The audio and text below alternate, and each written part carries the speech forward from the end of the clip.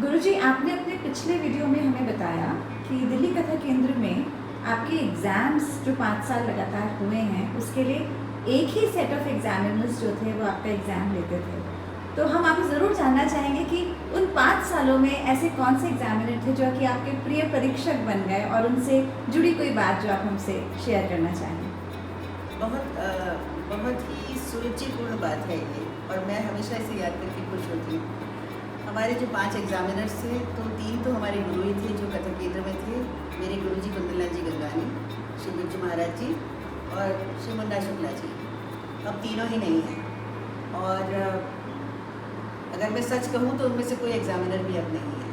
मोहन राव कल्याणपुरकर जी थे, doctor S K. Saxena जो aesthetics के प्रोफेसर थे, और विक्रम सिंह जी मानसा जो कि लखनऊ से आते थे, और बहुत ही वो श्रीलंका के थे और लखनऊ में बसे थे, और उन्होंने बहुत अच्छा सिखाया लखनऊ में रहते हुए। वो भी अब नहीं है। ये बाहर के एग्जामिनर्स थे, और 3 हमारे गुरुजन होते थे, और केशव कोठारी जी खुद भी होते थे। ये सेट ऑफ एग्जामिनर्स हमारे पास पूरे 5 साल, मतलब मैंने डिप्लोमा ऑनर्स किया, कथक इंसर्ट स्पेशलाइजेशन किया, इन 5 साल में यही एग्जामिनर्स थे।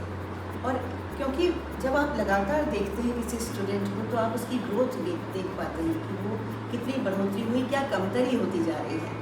मैंने अपने एग्ज़ाम्स में सीखा बहुत। मेरे एग्ज़ाम्स में किसी न किसी बात को लेकर, मैं कुछ संयोग है या मेरा सौभाग्य है कि किसी न किसी चीज़ को लेकर चर्चा होती थी। जैसे एक बार ये चर्चा हुई कि एक ठुमरी गुरुजी ने सिखाई थी, छाड़ो छाड़ो जी बिहारी नारी देखे सगरी।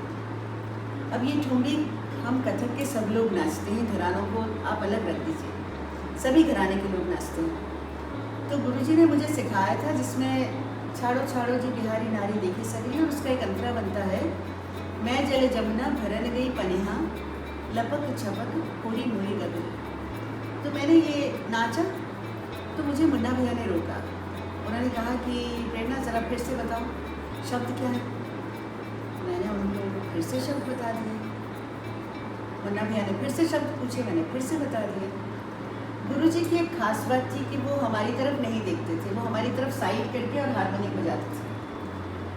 और हम अगर आंसर दे रहे हैं हमारे एग्जामिनर्स को, तो हम कभी उनके आँख के इशारे से भी हमें कोई सपोर्ट नहीं मिल सकता था। तो इसलिए सब अपने ऊपर ही है। बस उन्होंने ये एक तसल्ली दे रखी थी कि जो कहना है सब मेरी जिम्मेदारी है। तो ये एक तसल्ली हमारे ऊपर थी। तो मैंने कहा कि मुन्ना भैया मैंने यही शब्द सीखे। उन्होंने कहा शब्द बताओ। मैंने कहा मैं जल जमुना भरन गई पनिहा। तो मुन्ना भैया ने महाराज जी से पूछा, वो उनको मामा कहते हैं, कि मामा ये तो बाबा की ठुमरी है।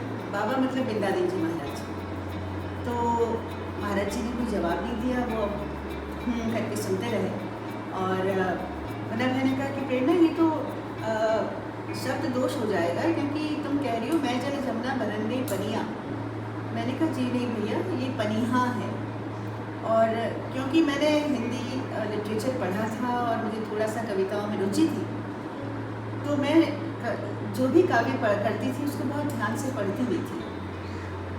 तो मैंने कहा कि ये पनिहा है, पनिया नहीं है, क्योंकि पनिया मतलब तो पानी हो गया। तो जल और पनिया अगर आपने कहा तो वो मतलब एक ही बात हो गई। तो मैंने कहा नहीं भैया, ये मैं पनिहारिन जमुना में जल भरने गई, ऐसा है।